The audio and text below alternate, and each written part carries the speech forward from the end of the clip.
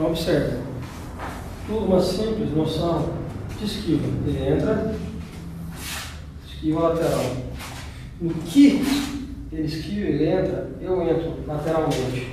Então ele entra, eu entro lateralmente. Daqui eu entro. Se eu tivesse direita na frente, eu entro aqui. Se eu tivesse direita na frente, eu entro aqui. Agora,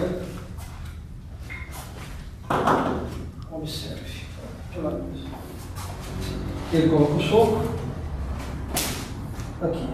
Câmera lenta. Eu coloco o soco, eu intercepto o meu próprio braço.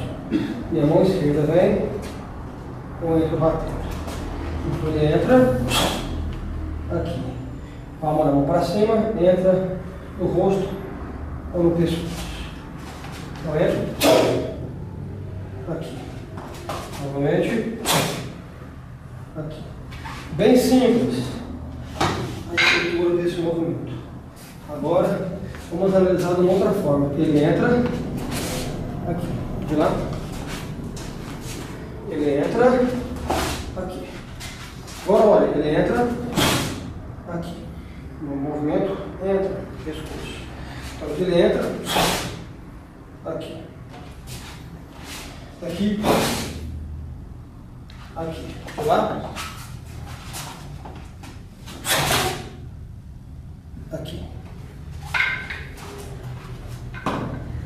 Agora. Ele entra o soco. Eu saio e bato. Como assim? Eu entro o soco, eu esquivo.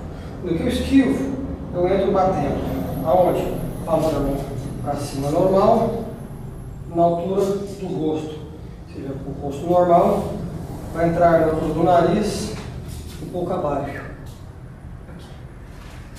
Então ele entra aqui, ou pescoço.